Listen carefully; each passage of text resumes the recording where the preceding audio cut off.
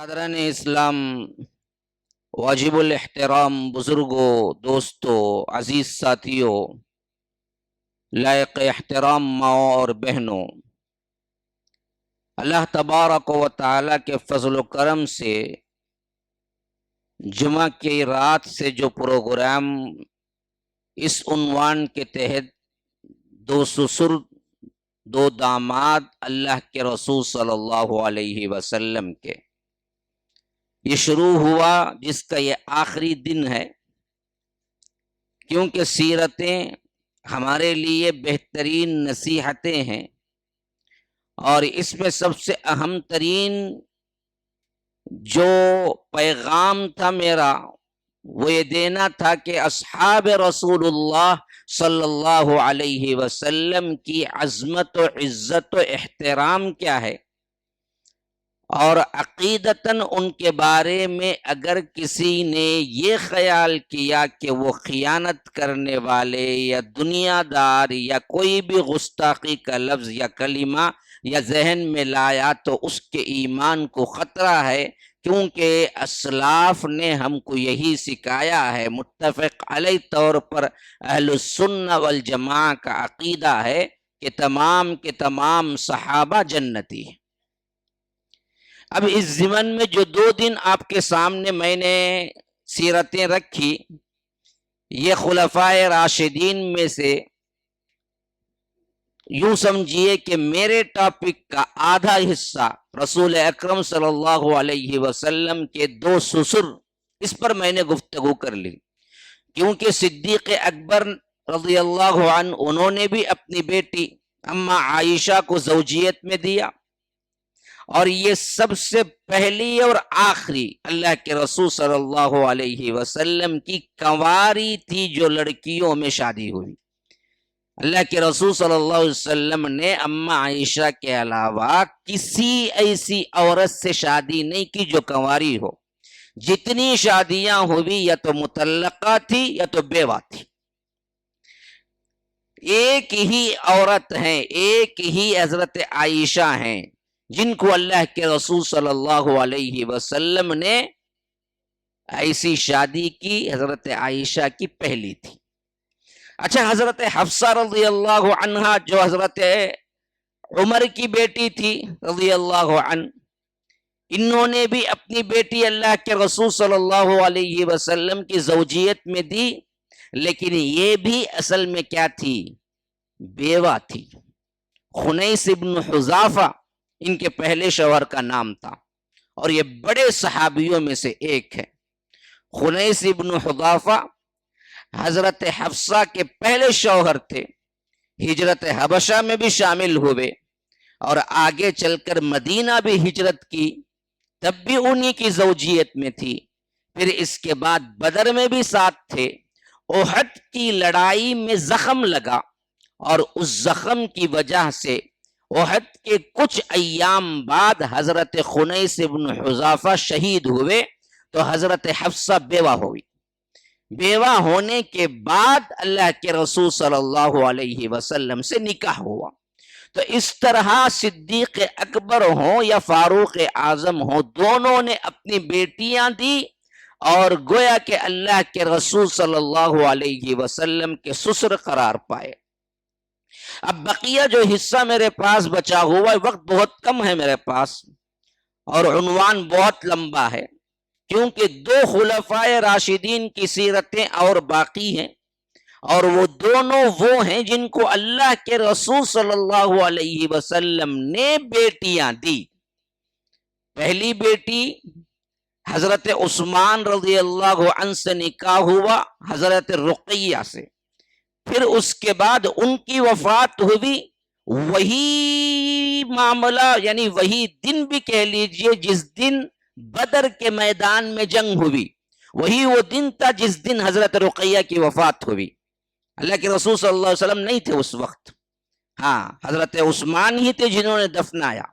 جب دفنا دیا تب جا کے اللہ کے رسول صلی اللہ علیہ وسلم کو معلوم ہوا، اور اس کے بعد اللہ کے رسول صلی اللہ علیہ وسلم نے اپنی دوسری بیٹی ام کلثوم کو بھی دے دیا۔ پھر حضرت ام کلثوم کے ساتھ رہے، یہاں تک کہ 90 ہجری میں حضرت ام کلثوم بھی حضرت ام کلثوم بھی وفات پائی، تو تب اللہ کے رسول صلی اللہ علیہ وسلم سے اور کوئی بیٹی نہیں تھی، کیونکہ حضرت فاطمہ کا نکاح حضرت علی سے ہو چکا تھا۔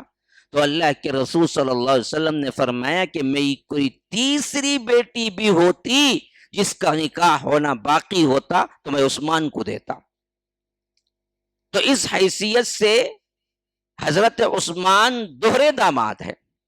تو اب حضرت عثمان اور حضرت علی کی دونوں سیرتیں باقی ہیں رضی اللہ عنہما، اور میرے پاس یوں سمجھیے کہ 1 گھنٹہ بہت اگر کھینچتان کے جمع کر لیا جائے تو میرے پاس موجود ہے یہ 3 دن کے ورکشاپ میں۔ تو میں مناسب سمجھتا ہوں کہ انتہائی اہم ترین واقعات آپ کے سامنے رکھ دوں، جیسا کہ میں پہلے بھی بیان کیا تھا کہ سیرت کے اعتبار سے پیدائش، پھر اس کے بعد اسلام کا قبول کرنا، پھر اس کے بعد اگلے ان کی زندگی کے مراحل، یہ عام طور پر سیرتیں لکھنے والے اہل سیر بھی ایسے ہی لکھے ہیں، اور جہاں تک بیانیہ انداز ہے وہ بھی ویسے ہی ہوتا ہے، لیکن میرے پاس وہ سسٹم نہیں تھا شروع سے۔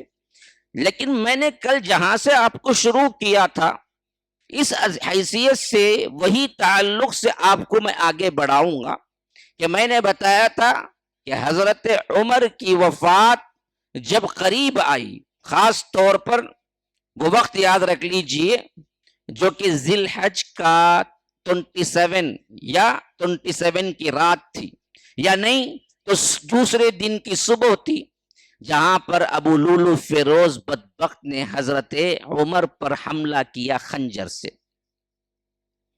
یوں حضرت عمر شہید ہوئے، لیکن ایسے ہی فوری اسی دن شہادت نہیں پائی، اس زخم سے بھی حضرت عمر تقریباً 2 یا 3 دن تک زندہ رہے۔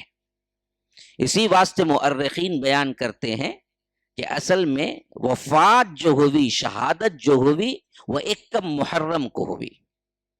ہاں، شہادتیں ہی منانا ہو تو بدبختوں نے 10 کا تو بہت بڑا ہنگامہ کھڑا کر دیا کربلا کا۔ اسی محرم کے 1 میں حضرت عمر کی بھی تو شہادت ہوئی۔ ہاں، اب آگے چل کر حضرت عثمان کی سیرتیں پڑھیں گے، ذی الحج کے 18 میں ان کی بھی تو شہادت ہوئی۔ یہ بھی تو بولنا چاہیے، شہادتیں بے شمار ہوئی ہیں، اور شہادت کوئی غم کا واقعہ نہیں، یہ تو طلب کیا کرتے تھے صحابہ۔ تو جب حضرت عمر پر نیزہ مارا گیا اور ادھر سے لے کر ادھر تک پیٹ کا پورا حصہ چیر دیا گیا، ایسے میں حضرت عمر کو گھر لے جایا گیا، تو وہ دن اور اس کے بعد کے 2 دن حضرت عمر زندہ رہے، اہم ترین امور جو تھے اس کو انجام دیا۔ انہیں نہ اپنے جائیداد کی فکر تھی، نہ وارثوں کی فکر تھی، نہ مال و دولت کی تقسیم کی فکر تھی۔ وہ تو بڑے اللہ والے لوگ تھے، متقی، پرہیزگار، زہد و ورع میں بلند مقام رکھنے والے۔ ان کو کوئی فکر تھی تو وہ تھی دین کی، اور خاص طور پر اس امر خلافت کی جس کی ذمہ داری میں حضرت عمر تھے۔ انہوں نے کہا کہ میں تو وہ نہیں دیکھتا ہوں جیسے حضرت ابو بکر کے لیے عمر نے ان کو دکھائی دیا، اور حضرت ابو بکر نے صاف سیوا یوں سمجھیے کہ سیدھا نام لے کے کہہ دیا کہ میرے بعد عمر ہوں گے، لیکن حضرت عمر نے کہا کہ میں تو وہ نہیں کر سکتا، مجھے ویسا کوئی تو نظر نہیں آ رہا ہے۔ پھر انہوں نے ایک بہترین تقسیم کی جو اس سے پہلے کبھی نہیں ہوئی۔ یوں سمجھیے کہ اس سے پہلے اللہ کے رسول صلی اللہ علیہ وسلم اپنے جانشین کے طور پر امت کو واضح طور پر کوئی بات نہیں کی، اشارے دے گئے، امت متفق ہوئی، صدیق اکبر کا انتخاب ہو گیا۔ صدیق اکبر نے تو بالکل برملا باقاعدہ طور پر حضرت عمر کی بیعت لے لی اور کہا کہ حضرت عمر میرے بعد خلیفہ ہوں گے، پھر اس کے بعد وفات پائی۔ حضرت عمر نے ان دونوں طریقوں کو چھوڑا۔ تیسرا طریقہ حضرت عمر نے کہا کہ مجھے تو ڈائریکٹ کوئی ایک نام نظر نہیں آتا، تم ایسا کرو کہ جن سے اللہ کے رسول آخری وقت تک راضی تھے، اور جو خلفاء وہ ہیں جو عام انسانوں میں بہت، صحابہ میں بہت اونچے درجے کے ہیں، اور جن کو اللہ کے رسول نے اپنی زندگی میں الگ سے جنت کی بشارت دی ہے، جو اب وہ باقی ہیں ان سب کا انتخاب کرو. 6 آدمیوں کے نام حضرت عمر نے کہا. یاد رکھیے عشرۃ المبشرہ کا مطلب ہے وہ 10 افراد جن کو انفرادی طور پر جنت کی بشارت دی گئی. اور یہ عشرۃ المبشرہ میں آسانی کے ساتھ یاد رکھنے کا نسخہ کیا ہے پتا ہے؟ 4 خلفاء عشرۃ المبشرہ ہیں. 4 خلفاء ابو بکر عمر عثمان علی رضی اللہ عنہ. 4 نکل گئے, باقی کتنے بچے؟ 6 بچے. 6 میں طلحہ زبیر ایک ساتھ نام آ جاتا ہے, کیونکہ جب بھی پڑھیں گے طلحہ زبیر کا زیادہ کیا ہے نام ایک ساتھ آئے گا. تو اس حیثیت سے یاد رکھ لینا طلحہ اور زبیر یہ دونوں بھی عشرۃ المبشرہ میں سے ہیں. 4 خلفاء طلحہ زبیر کتنے ہو گئے؟ 6 ہو گئے. ایک ہے سعد ابن ابی وقاص جو فاتح مصر ہیں, کتنے ہو گئے؟ 7 ہو گئے. اور اسی طرح ایک ہے عبد الرحمن بن عوف, جو کہ میں تو کہا کرتا ہوں کہ حضرت ابو بکر عمر عثمان علی کے بعد 5واں اگر کسی کا نمبر تھا تو وہ عبد الرحمن بن عوف تھے. ہاں کتنے ہو گئے؟ 8 ہو گئے. ایک ہے امین هذه الامہ, ہمیشہ یاد رکھ لینا اس امت کا امین قرار دیا اللہ کے رسول صلی اللہ علیہ وسلم نے, وہ ہے ابو عبیدہ بن جراح. یہ امین هذه الامہ ہے. کتنے ہو گئے؟ 9 ہو گئے. یہ خود حضرت عمر کے بہنوی ہیں سعید ابن زید. یہ وہ ہیں جن کو اللہ کے رسول صلی اللہ علیہ وسلم نے الگ سے جنت کی بشارت دی. یہ حضرت عمر کے بہن کے شوہر ہیں, جو اسلام لانے کے واقعے میں ہمیشہ پڑھتے ہیں کہ انہی کے گھر میں تھے جب وہ حضرت عمر اسلام لائے. ان کا نام سعید ابن زید ہے. یہ 10 ہو گئے نا پورے عشرہ مبشرہ. 4 خلفاء طلحہ زبیر سعد ابن ابی وقاص عبد الرحمن بن عوف سعید ابن زید, اور کون ہے؟ ابو عبیدہ. یاد ہم نا گانے بولو بل جلدی یاد ہو جاتا. ہاں چلتا بھی گنگناتا چڑھتا, انہیں نیچے آیا تو بھی گنگناتا چاہتا, لیکن دین کی باتیں ہمیں کیا ہے ذہن میں بیٹھتی ہی نہیں. ہاں ذرا اوپر کی نہیں, یوں سمجھو ذرا سا علمی بات ہو کچھ بھی نہیں پورا اوپر سے نکل جاتا. قصے کہانیاں بولو تو بہت اچھا سنتے, واہ واہ کیا بولے مولوی صاحب, کیا بولے مولوی صاحب. تو عجیب بات ہے, میں اسی واسطے اپنے بیان میں علم دینے کی کوشش کرتا ہوں تاکہ کچھ باتیں ذہن میں بیٹھ جائے. اب دیکھیے عشرہ مبشرہ میں میں نے کہا تھا کہ 4 خلفاء آتے ہیں. اب حضرت ابو بکر کی تو وفات ہو گئی, حضرت عمر خود انتخاب کر رہے ہیں, تو 2 خلفاء نکل گئے. 2 نکل گئے, باقی کون بچے ہیں؟ ہاں بھائی 10 صحابہ ہیں عشرہ مبشرہ, ان میں 4 خلفاء ہیں, ایک صدیق اکبر کی وفات ہو گئی, ایک حضرت عمر خود انتخاب کر رہے ہیں. تو اب 10 میں بچے کتنے؟ 8 ہو گئے.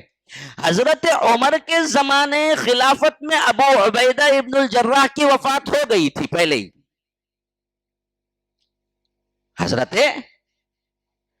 ابو عبیدہ حضرت عمر سے پہلے وفات پا گئے طاعون امواس میں. تو اب کتنے رہ گئے؟ 7 رہ گئے. اب 7 میں متقی, اتقا, پرہیزگاری, زہد, ورع کا یہ اونچا مرتبہ دیکھو حضرت عمر کا.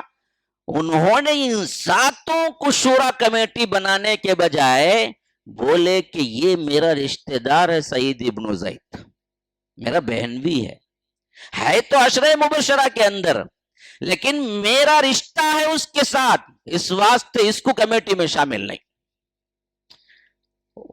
عہدے داری سیاست کیسے ہوتی جی ہماری؟ پہلے اپنوں کو لاؤ, اپنے کو لاؤ, سب لاؤ. انہیں کیا ہے قابلیت کا رندے, انہیں ناقابل رندے, ناہنجار رندے, کچھ بھی ہو لیکن اپنوں کو لاؤ رہتا نا. حضرت عمر کا تقوی یہاں تک بڑا ہوا تھا، وہ مستحق تھے شورا کے ممبر بننے کے، کیونکہ وہ بھی عشرہ مبشرہ میں سے تھے، لیکن حضرت عمر نے کیا کہا کہ میرا رشتہ دار ہے، کل اگر میری وفات کے بعد بعضوں نے سوچا کہ میرا رشتہ دار ہے اس واسطے خلیفہ بننے کا زیادہ حقدار ہے تو ان کے لیے آسانی ہو جائے گی، نہیں، اس واسطے کوئی بھی مائل نہ ہونا، تو حضرت سعید ابن زید کو نکال دیا، آپ نہیں بن سکتے، آپ شورا کے اندر نہیں آ سکتے۔ تو حضرت ابو عبیدہ کی وفات ہو گئی، سعید ابن زید نکال دیے گئے، ابو بکر و عمر پہلے چلے گئے، تو باقی بچے کتنے؟ 6۔ ان 6 کو کہا کہ یہ 6 ہیں جن میں سے منتخب کر لو تم۔ اب یہ بھی 6 کو منتخب کر لو، کوئی ایک کو تو پتہ نہیں کتنا عرصہ لگے منتخب کرنے میں۔ ہر معاملے میں حضرت عمر بڑے زیرک تھے، بڑے دور اندیش تھے۔ انہوں نے کہا کہ دیکھو ان 6 کو حکم یہ ہے کہ 3 دن، چوتھے دن کا سورج طلوع نہیں ہونا اس سے پہلے پہلے انتخاب ہو جانا۔ اگر دونوں سائڈ برابر برابر آئیں گے تو کہا کہ میرا بیٹا جس سائڈ ہوگا اسے ملا کے کیا کرنا، میجارٹی بنا لینا اور لے لینا کسی کو اندر۔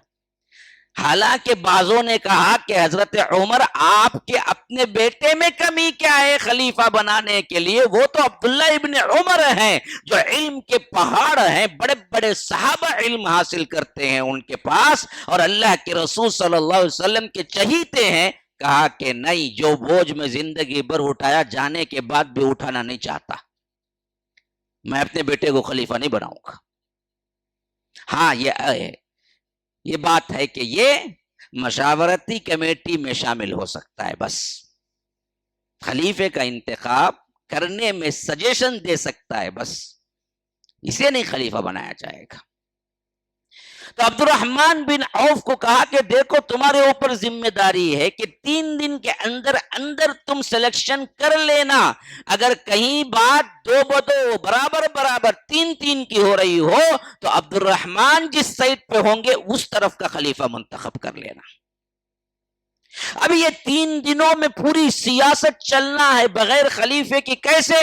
تو حضرت عمر نے کیا کیا، ڈیویژنز کر دیے الگ الگ، کہا کہ دیکھو سہیب رومی ہے جو 3 دن نماز پڑھائیں گے، امامت کی پوری ذمہ داری خلیفہ منتخب ہونے تک سہیب رومی ہے جو دیکھتے رہیں گے، بقیہ تمام لوگوں پر ایک نظر رکھیں گے تو وہ مقداد بن اسود ہیں، اور ساتھ میں ان کا کام یہ بھی ہے کہ 3 دن کے اندر اندر ایک مکان میں جمع کرنا، نماز کے لیے چھوڑنا، بقیہ کسی اور وقت کے لیے نہیں چھوڑنا، نگرانی سپاہی بن کے کھڑے رہنا کہ جیسے ہی 3 دن ختم ہو خلیفہ کون ہے وہ مانگ کر کے امت کے ساتھ بیعت کر لینا۔ وہ نگرانی مقداد بن اسود رضی اللہ عنہ کو دیا، اور اسی طرح سہیب رومی کو کہا کہ تم نمازیں پڑھاتے رہنا، اور اسی طرح اپنے بیٹے کو کہا کہ مشورے میں شامل ہونے کا حق ہے لیکن تم بننے کا کوئی حق نہیں رکھتے ہو، اور اس طرح کہہ دیا کہ اگر 3/3 دو طرفہ دونوں 3-3 ہو جائیں گے تو عبد الرحمن بن عوف جس سائڈ ہوں گے ان کو بنا دینا۔ یہ تمام چیزیں جب ہو گئی، پھر 1 محرم کو شہادت پائی۔ تدفین کا واقعہ تو میں کل بیان کر دیا تھا، اللہ کے رسول صلی اللہ علیہ وسلم کے حجرہ مبارک ہی میں جہاں صدیق اکبر ایک پہلو میں دفن ہوئے تھے، یا دوسرے پہلو میں یا اسی کے برابر نیچے کے پہلو میں حضرت عمر مدفون ہوئے۔ گویا کہ ایسا ہے اللہ کے رسول، پھر اللہ کے رسول صلی اللہ علیہ وسلم کے قدموں کے پاس حضرت ابو بکر کا سر، پھر حضرت ابو بکر کے قدموں کے پاس عمر کا سر، اس طرح یہ یوں ہے قبریں۔ تو اس طرف کا حصہ اور باقی ہے حجرے کے اندر۔ روایتوں میں مفسرین مورخین بتاتے ہیں کہ یہ وہ حصہ ہے جو حضرت عیسیٰ کی تدفین کے لیے ہے۔ جب حضرت عیسیٰ آئیں گے تو پھر وہ حجرے کا وہ دروازہ کھولا جائے گا، جب وفات ہوگی تو انہیں وہ حصہ جہاں پر ادھر کا حصہ ابھی خالی ہے بائیں طرف کا، وہاں پر انہیں دفن کیا جائے گا۔ بعض علماء کہتے ہیں کہ نہیں، اس طرف حضرت ابو بکر ہیں، اس طرف حضرت عمر ہیں، لیکن زیادہ تر صحیح بات یہی ہے کہ ایک ہی طرف میں تھے، دونوں مدفون ہیں، ایک طرف حضرت محمد الرسول اللہ، پھر اس کے بالکل نیچے قدم مبارک پر صدیق اکبر کا سر، پھر اسی طرح صدیق اکبر کے پاؤں پر حضرت عمر کے سر، اس طرح 3 قبریں ہیں۔ پھر اس طرف اصل میں کیا ہے، جگہ خالی ہے جہاں پر حضرت عیسیٰ کی تدفین ہونی ہے۔ یہ معاملہ جب ہو گیا تو حضرت عبد الرحمن بن عوف بقیہ صحابہ کو جمع کر لیے 6 کے 6، جس میں وہ خود بھی ایک تھے۔ عبد الرحمن بن عوف تھے، اور اسی طرح سعد بن ابی وقاص تھے، اسی طرح حضرت عثمان، حضرت علی تھے، اسی طرح طلحہ، زبیر تھے۔ جب یہ پورے اکٹھے ہوئے تو طلحہ زبیر آتے ہی ہاتھ اٹھا دیے، انہوں نے کہا کہ بھائی ہم اس خلافت سے دستبردار ہوتے ہیں، ہمارے حاشیے دماغ میں بھی نہیں آ سکتا کہ حضرت عثمان اور حضرت علی ہوں اور ان پر ہم خلیفہ بنے، اس واسطے ہم تو ہاتھ اٹھاتے ہیں۔ ایک طرف حضرت علی کی طرف ایک نے ہاتھ اٹھا دیا، ایک حضرت عثمان کی طرف ہاتھ اٹھا دیا۔ اب پھر بچ کے رہ گئے صرف اور صرف 4۔ سعد بن ابی وقاص اور عبد الرحمن بن عوف میں بات ہوتی رہی، یہاں تک کہ طول پکڑتا گیا۔ ایسا لگ رہا تھا کہ امیج کے اعتبار سے پورے عالم اسلام میں، خاص طور پر مدینے میں، حضرت عثمان اور حضرت علی کا درجہ بالکل برابر ہے۔ ادھر آدھے لوگ تھے، لوگوں سے پوچھا گیا، الگ الگ خبریں لی گئی، تو جتنے لوگ حضرت عثمان کا نام لیے اتنے ہی لوگ حضرت علی کا بھی لیے۔ تو اس حیثیت سے کچھ طویل زمانہ گزرا، لیکن 3 دن کی مدت آخری تھی، اس واسطے حضرت عبد الرحمن بن عوف نے تیسرے دن یہ فیصلہ کر لیا کہ حضرت عثمان ہی زیادہ تر عوام کا زیادہ سر پرسنٹیج انہی کے نام پہ ہے جہاں تک تحقیق ہوئی۔ اس واسطے حضرت عثمان اور علی کو دونوں کو بلا کے نصیحتیں لے لی کہ دیکھو، اگر آپ کی زندگی میں عثمان سلیکٹ ہو گئے تو آپ کو کوئی شکایت تو نہیں؟ حضرت علی نے کہا کہ بالکل شکایت نہیں جی۔ اسی طرح حضرت عثمان کو بلایا اور پوچھا کہ دیکھو، آپ کی زندگی میں حضرت علی کو خلیفہ چن لیا جائے تو آپ کو کوئی شکایت نہیں؟ کہا کہ نہیں جی، مجھے کیا شکایت ہوگی، ہم تو عمارت چاہنے والے لوگ ہی۔ یہ تھا اخلاص، اور ان کا دلی طور پر کوئی بھی بندہ یہ نہیں کہہ سکتا کہ کوئی ظلم ہوا ہے۔ دونوں راضی تھے کہ جس کو بھی آپ بنائیں، کیونکہ بنانے کی ذمہ داری عبد الرحمن بن عوف کے پاس تھی، تو ان کے پاس دونوں نے اس بات کی اگریمنٹ کی کہ اگر آپ ان کو بنائیں تو ہمیں ذرا برابر بھی رنجش نہیں ہے، اور آپ حضرت عثمان کو بنائیں تو علی کو کوئی رنجش نہیں ہے، علی کو بنائیں تو عثمان کو کوئی رنجش نہیں ہے، رضی اللہ عنہ۔ یہ تھا صحابہ کا اخلاص۔ کبھی ان کے اندر لڑائیاں اس معاملے میں ہوئی ہی نہیں۔ بدبختوں نے کیا کیا، اس کو بالکل ہی الگ طریقے سے پیش کیا کہ یہ ہمیشہ خلافت چاہتے تھے۔ فرقہ کی بھی حیثیت نہیں تھی انہیں دنیا کی۔ حالات ایسے ہوئے، وہ حالات کیا ہوئے، اگر موقع ہوتا تو میں بہت خوبصورت طریقے سے 3 گھنٹے چاہیے اگر سمجھانا ہے تو میں سمجھاتا حضرت علی کی خلافت کیسے آئی بعد میں۔ میرے کیف اب وہ موضوع نہیں ہے، میرے پاس وقت بہت کم ہے، غور سے سنیے۔ آخر کار جب انہوں نے دیکھا عبد الرحمن بن عوف نے کہ جب دونوں کے معاملے میں دل کھلے ہوئے ہیں تو زیادہ تر رجحان کس کا ہے، اس حیثیت سے منبر پر کھڑایا اور اعلان کیا کہ حضرت عثمان خلیفہ ہوں گے۔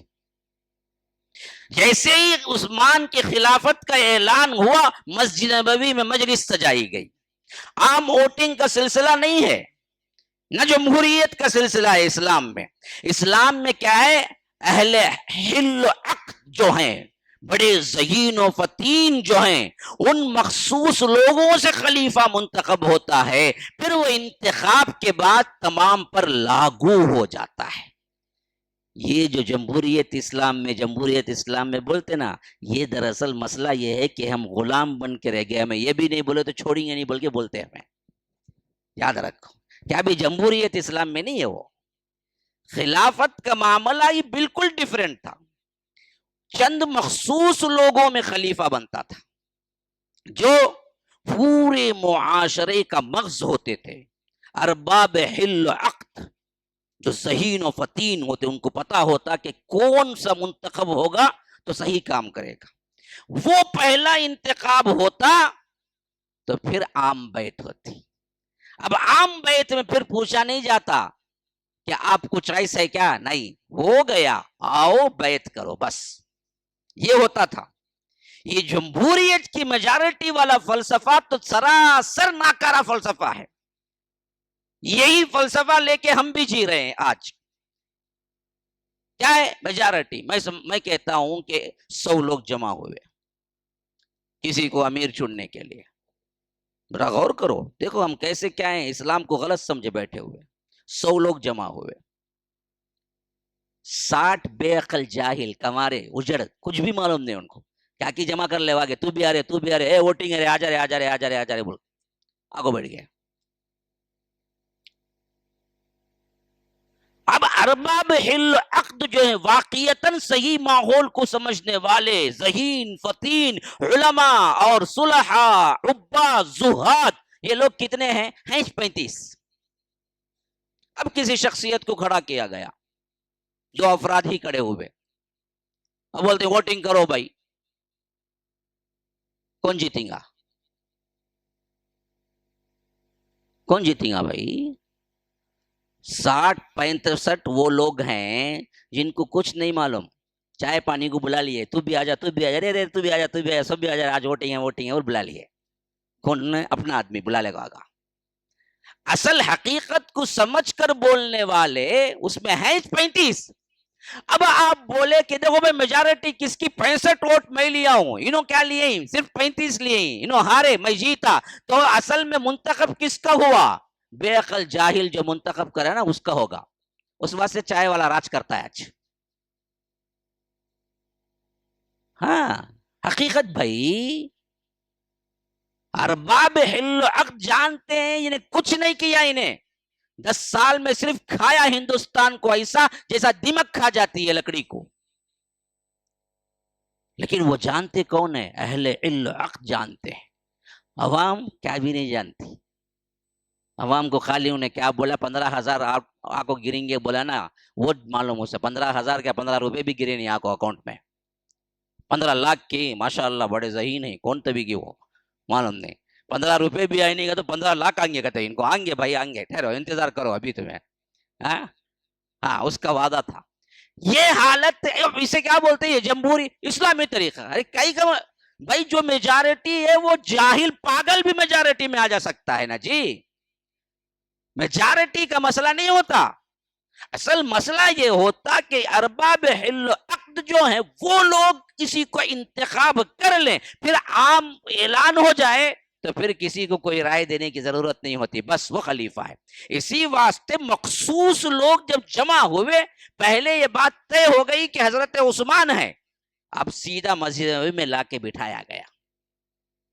پہلا خطبہ حضرت عثمان کا کروایا گیا. یہ اعلان حضرت عبد الرحمن بن عوف نے کیا کہ لوگوں سنو, جو اختیار حضرت عمر مجھے دے گئے تھے کہ 6 میں سے چن لینا اور 3 دن میں چن لینا, وہ ہم نے پوری ایمانداری سے کسی کی سائیڈ لیے بغیر 3 دن, حتیٰ کہ عبد الرحمن بن عوف نے کہا کہ میں نے راتوں کو بھی نہیں سویا, لوگوں کی امت کی اصلاح اور امت کی خدمت کے لیے ہر کسی سے پوچھا, یہاں تک کہ پوچھ کے جو مجھے معلوم ہوا وہ حضرت عثمان برابر ہیں اس وقت کے لیے, اور میں حضرت عثمان کو خلیفہ چن لیا. اب آپ لوگ آؤ بیعت کرتے جاؤ.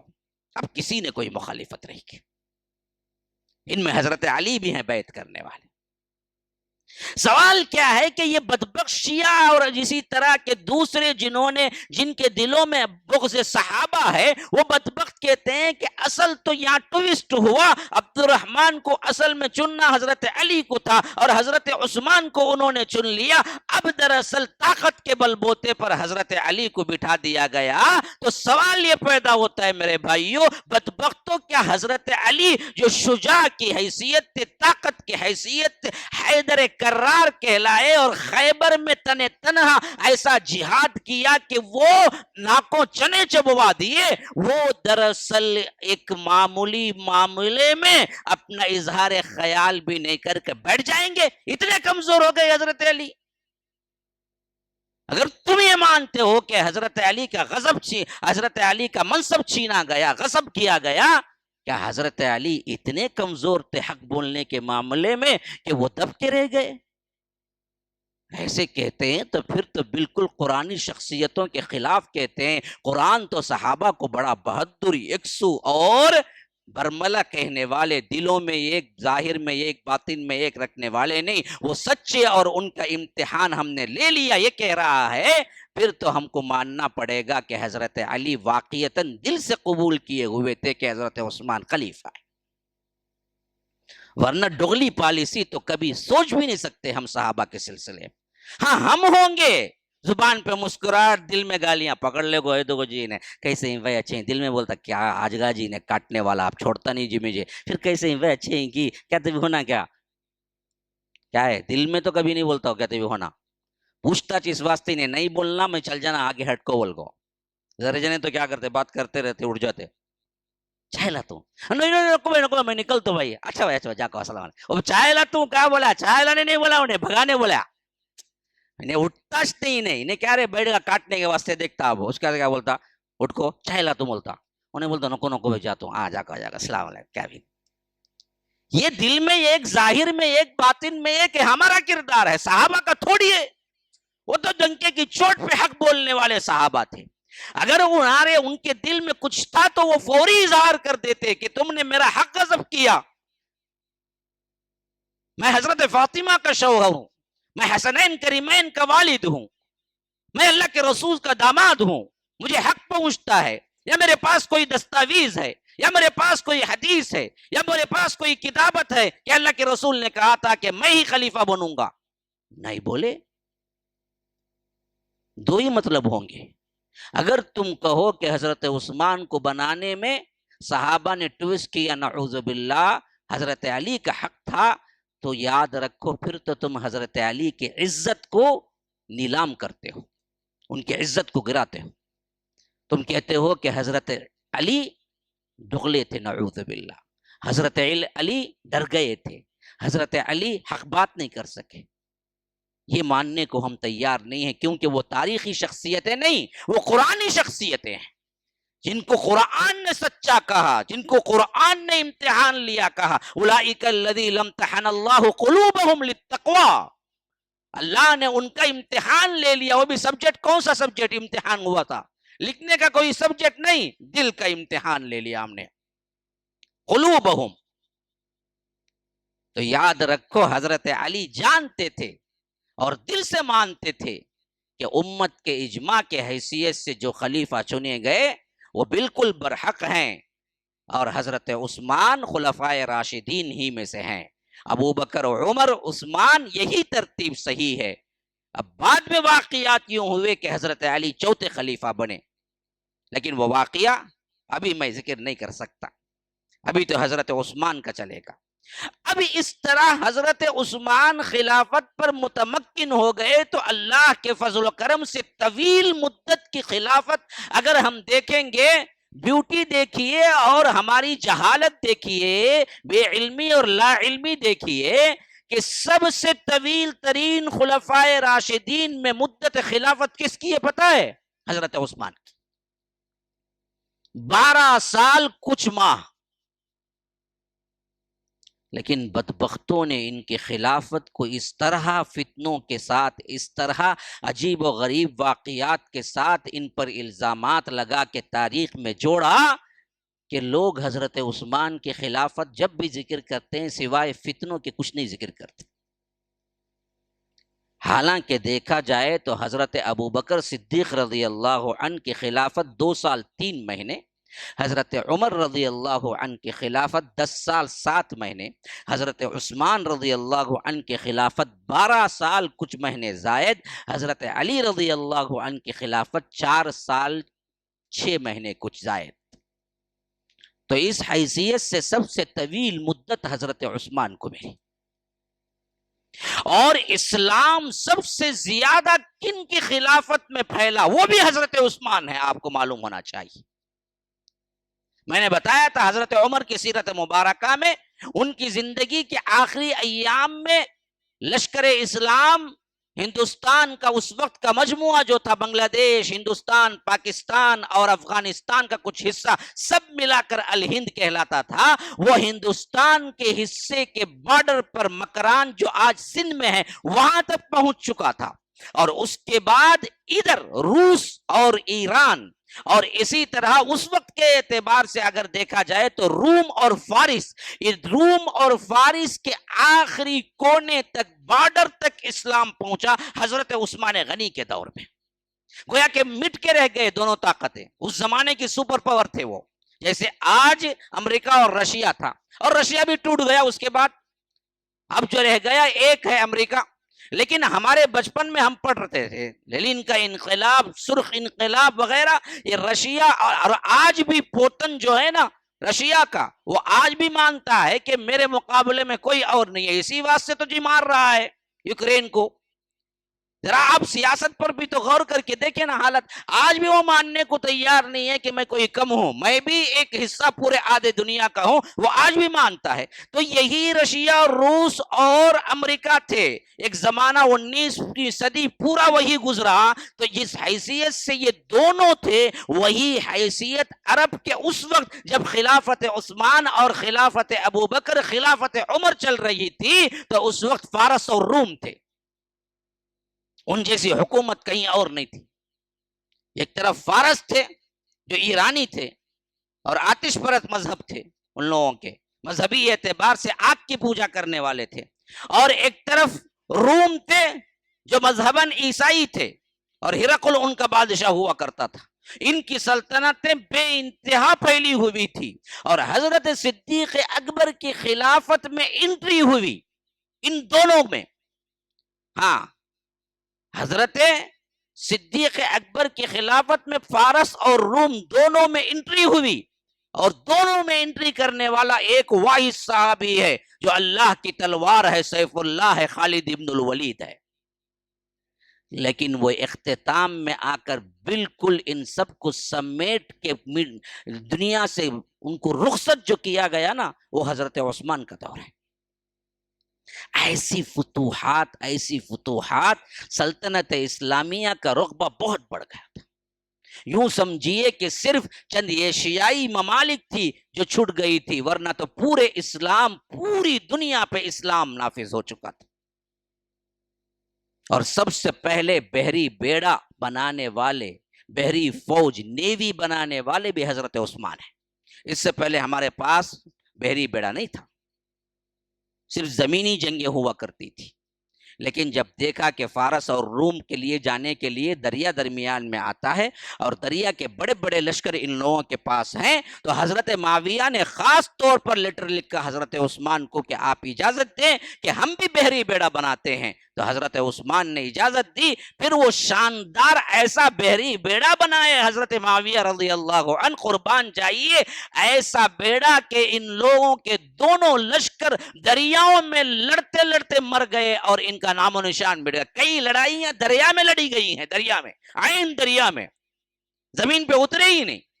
مسلمانوں کا لشکر بھی دریا میں تھا، ان کا جو لشکر تھا قدیم 100 سال سے یہ لوگ ٹریننگ لیے ہوئے لشکر کے تھے، لیکن اللہ تبارک و تعالیٰ کے فضل و کرم سے حضرت عثمان کے دور خلافت میں جو نیوی بنی، وہ نیوی نے ان لوگوں کے ایسے نکالے، قدم اکھاڑ کے پھینکے کہ ان کے نام و نشان مٹ کے رہ گئے۔ تو خلافت بھی عام ہوئی اور سلطنت بڑی ہوئی۔ تو سب سے زیادہ اگر ہم کو مدح تعریف اور سلطنت اسلامیہ کی توسیع کی بات آئی تو حضرت عثمان کو بولنا چاہیے، لیکن بدبختوں نے نام کو ہی پلٹا دیا۔ آپ سیرت کی کتاب پڑھ لیں، خلفائے راشدین کی سیرتوں کی کتاب پڑھ لیں، خلافت راشدہ پر آپ نظر ڈال لیں، یا کسی اور بولنے والے مقرر یا کسی اور خطیب سے سن لیں، حضرت عثمان کا زمانہ فتنوں کا زمانے کے اعتبار سے ہی آپ کو پڑھنے کو ملے گا، اس کے علاوہ کوئی خوبی بیان نہیں کرے گا بدبخت۔ کیوں؟ جو دشمنی بعد میں آگے نکالنی تھی حضرت عثمان سے، حالانکہ طویل ترین مدت حضرت عثمان کی ہے 12 سال، اور 12 سال اتنی بڑی سلطنت جو حضرت عمر کی بھی نہیں تھی، اس کو انہوں نے جس حیثیت سے سنبھالا، یہ انہی کا مقام تھا۔ یہ انہی کی ذہانت تھی، یہ انہی کی فطانت تھی، حالانکہ خود بہت بڑے پیسے والے تھے۔ ان کو پیسے کی کیا کمی جی کہ خلافت کے لیے وہ دراصل کیا کریں، ان کو مقرر کر کے اقربا پروری کریں۔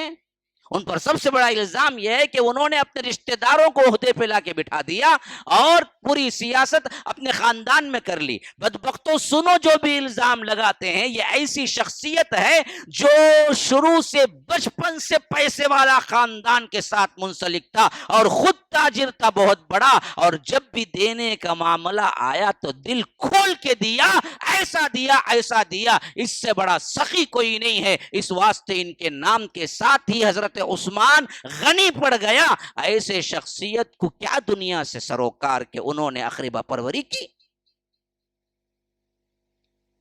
اللہ کے رسول صلی اللہ علیہ وسلم نے اعلان کیا،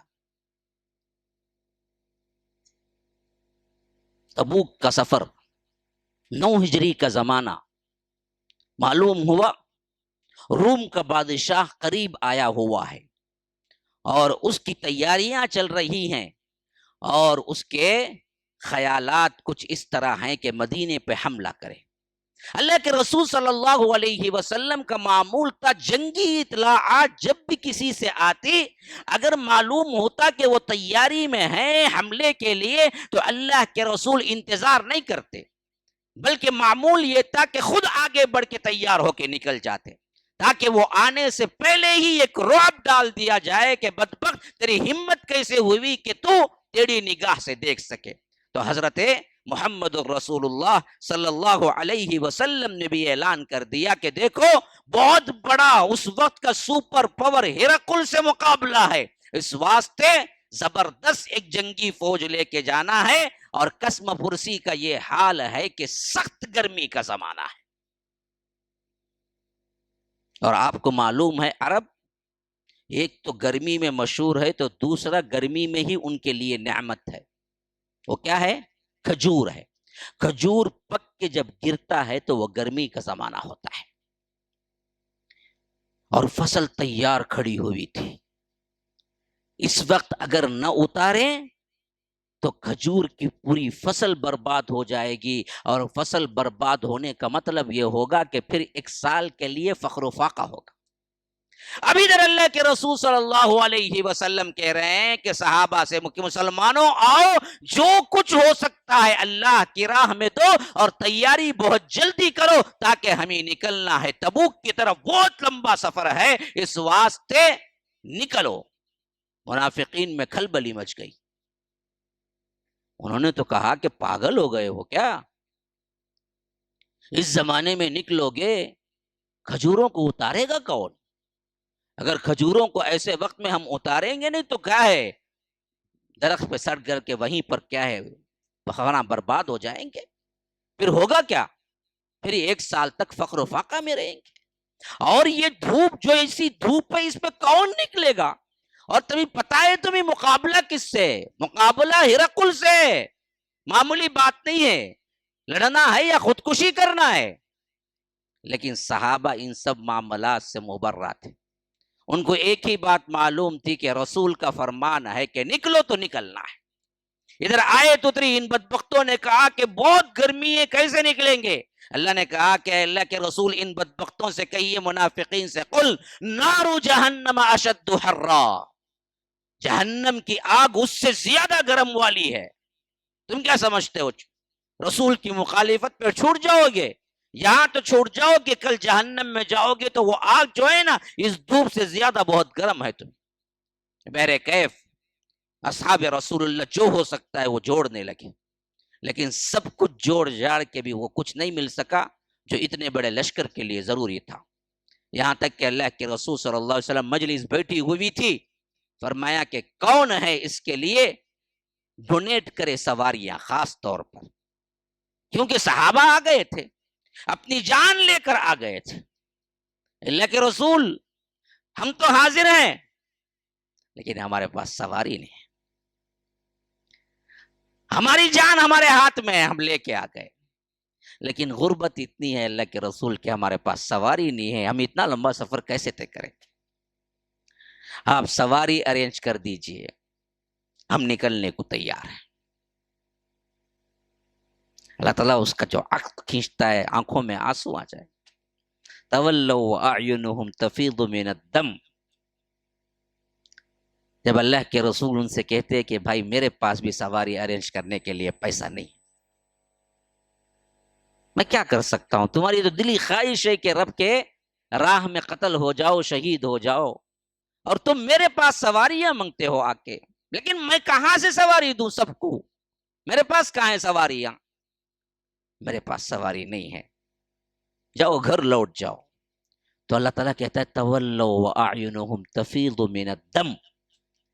وہ روتے ہوئے پلٹتے کہ اللہ کے رسول دل میں تو جہاد کا جذبہ ہے لیکن جانے کو سواری نہیں ہے، آپ بھی ارینج نہیں کر رہے ہیں، ہم کہاں جائیں. روتے ہوئے پلٹتے ہو.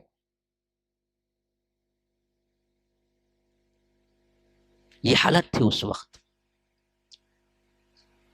ایسے ہی مجلس برپا تھی. اللہ کے رسول صلی اللہ علیہ وسلم نے کہا کہ کوئی ہے جو ہمارے لیے سواریاں فراہم کرے. اللہ تبارک و تعالی اسے بدلے میں جنت دے گا. کوئی ہے تو اٹھے، کسی کے پاس ہو تو نہ دیں، جتنا تھا دے چکے. صدیق اکبر اپنا پورا گھر پوچھ کے لا کے رکھ دیے، حضرت فاروق آدھا گھر لا کے رکھ دیے، سب کچھ ہو چکا، کیا دیں گے اور کچھ ہے ہی نہیں. ایسے وقت میں اللہ کے رسول نے بار بار اعلان کیا کوئی ہے تو آگے بڑھے اور دے اللہ کی راہ میں، آج جو دے گا اس کے لیے میں جنت کا وعدہ کرتا ہوں. حضرت عثمان اٹھے، کہا کہ اللہ کے رسول 100 اونٹ میری طرف سے اور اس کے چارے کے ساتھ. ہاں، کہا کہ اور دو، کہا کہ اللہ کے رسول 1000 اونٹ میری طرف سے اور پورے چارے کے ساتھ. کہا کہ اور دو، کہا کہ اللہ کے رسول یہ 1000 سکے سونے کے دینار آپ رکھیے، جیسے چاہے خرچہ کیجیے. اکیلے ایک صحابی ہیں جو پورا تبوک کے سفر کا معاملہ جو تیاریاں ہونی تھی وہ حضرت عثمان نے کی. ترمذی کی روایت کے اندر اللہ کے رسول صلی اللہ علیہ وسلم کے یہ الفاظ ہیں حضرت عثمان کی فضیلت میں. جب انہوں نے اللہ کے رسول نے جب مانگا بڑھاتے چلے گئے، 100 اونٹ کا، پھر 1000 اونٹ کا، پھر کہا کہ خالی اونٹ نہیں، جانے تک کا آنے تک کا کتنا خرچہ ہوگا، کھانے کا، وہ اونٹ کی گھاس کا، سب میرے ذمے ہے. پھر پوچھا تو کہا کہ نہیں، اتنا نہیں، بلکہ ایک سونے کے سکے 1000 دینار بھی میری طرف سے. تو اللہ کے رسول نے کہا کہ ما ضر عثمان ما عمل بعد اليوم، پھر اس کے بعد عثمان کچھ بھی کر لے کوئی نقصان نہیں ہوگا، وہ جنتی ہے. ما ضر عثمان ما عمل بعد اليوم، صاف ڈکلیریشن ہو گیا، جو چاہے کر لے حضرت عثمان، اب کوئی نقصان نہیں پہنچے گا، جیسے چاہے عمل کر لیں حضرت عثمان، کوئی نقصان نہیں پہنچے گا، وہ سیدھے جنت کو جائیں گے. ایسا ایک مرتبہ نہیں، 2 مرتبہ کہا اللہ کے رسول نے. بعض حدیث میں ہے کہ 3 مرتبہ کہا کہ ما ضر عثمان ما عمل بعد اليوم، عثمان کو کوئی نقصان اب نہیں پہنچا سکتا، وہ کچھ بھی عمل کر لیں وہ جنتی ہے. اگر وہ آگے بڑھ کر اگر کچھ کر بھی لیں تمہارے قول کے مطابق، اقربا پروری کی، اپنے لوگوں کو عہدوں پر بٹھایا، تو تم کون جی ہو منہ کھولنے والے؟ جب اللہ کے رسول صلی اللہ علیہ وسلم کہہ دیں کہ عثمان کو کوئی عمل، کوئی نقصان نہیں پہنچا سکتا، کوئی گناہ کوئی نقصان نہیں پہنچا سکتا، وہ جنتی ہیں، تو کون ہے ان پہ زبان کھولنے والا کہ انہوں نے یوں کیا، ایسا کیا، ایسا کیا؟ اسی واسطے یاد رکھو، تمہاری عقلیں یہاں نہیں چلتی، یہاں شریعت چلتی ہے. شریعت نے بتا دیا کہ وہ صحابہ ہیں جن پر تمہیں زبان کھولنے کا کوئی حق نہیں ہے. جو کچھ بھی کرے معاملہ اللہ کے ساتھ ہے، اور اللہ نے ڈکلیئر کر دیا کہ تمہارا حق جو بنتا ہے وہ ان پر طنز کرنے کا یا ان کے غلطیوں کو بتانے کا نہیں. حق پہنچتا ہے تو یہ پہنچتا ہے کہ ربنا اغفر لنا ولاخواننا الذین سبقونا بالایمان ولا تجعل فی قلوبنا غلا للذین آمنوا ربنا انک رؤوف رحیم. حق جو بنتا ہے وہ یہی ہے کہ قرآن نے فرمایا کہ دیکھو دعائیں کرتے رہو، ربنا اغفر لنا، اے اللہ ہماری مغفرت کرنا، وَلِإِخْوَانِنَا الَّذِينَ سَبَقُونَا، اور ان بھائیوں کی بھی مغفرت کر دینا جو ہم سے پہلے آگے بڑھ کے اسلام قبول کر لیا، صحابہ، ان کے لیے دعائے مغفرت ہی کرتے رہنا تم کو۔ اور وَلَا تَجْعَلْ فِي قُلُوبِنَا غِلٍّ، اے اللہ ہمارے دلوں میں ان کی طرف سے کوئی کینہ کپٹ نہ رکھ، کوئی بغض حسد نہ رکھ، ورنہ تو ہمارے ایمان کو خطرہ ہے۔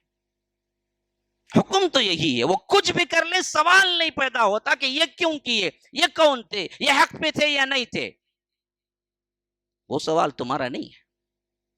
اللہ نے گارنٹی دے دی کہ ان لوگوں کی مغفرت کر دی گئی ہے، اور تمہاری بھی بھلائی اسی میں ہے کہ تم ان کی مغفرت کی دعائیں کرتے رہو بس۔ انہوں نے کیا کیا وہ ہم کو معلوم ہے، کیونکہ ان کی قربانیاں اتنی زیادہ ہیں کہ ایک اکا دکا کوئی برائی ہے تو وہ نظر نہیں آتی۔ مسئلہ ختم۔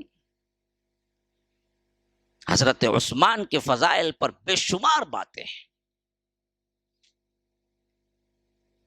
ایک مرتبہ عثمان تم جنتی ہو یہ کہنا نہیں ہے، کئی مواقع پر اللہ کے رسول صلی اللہ علیہ وسلم نے حضرت عثمان کو جنتی کہا ہے، جن میں سے یہ واقعہ جو میں آپ کو بتا رہا ہوں، اس میں دو مرتبہ اللہ کے رسول صلی اللہ علیہ وسلم نے حضرت عثمان کو جنتی کہا۔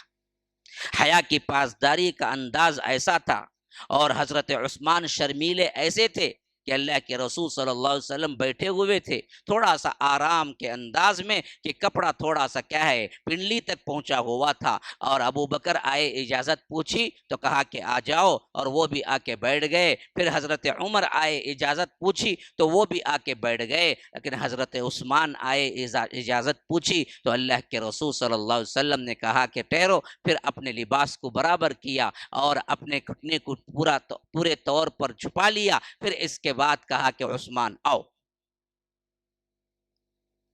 حضرت عائشہ سن رہی تھی یہ اندر سے۔ جب سب صحابہ چلے گئے تو کہا کہ اللہ کے رسول کیا بات ہے صلی اللہ علیہ وسلم کہ میرے ابو آئے، آپ نے کوئی حرکت نہیں کی، جیسے بیٹھے ہوئے تھے ویسے ہی بیٹھے ہوئے تھے۔ عمر جیسی شخصیت آئی، ان کو بھی اجازت تھی، ویسے ہی بیٹھے ہوئے تھے۔ عثمان آئے تو آپ اٹھ کے بیٹھ گئے، اور آپ ان کے لیے احتراماً اپنے کپڑوں کو چھپا لیا، پھر اس کے بعد اجازت دی۔ آخر اتنا بڑا مرتبہ کیا ہے حضرت عثمان کا کہ فرمایا کہ عائشہ میں کیوں نہ شرم و حیا کروں عثمان سے، کیونکہ فرشتے شرم و حیا کرتے ہیں عثمان سے۔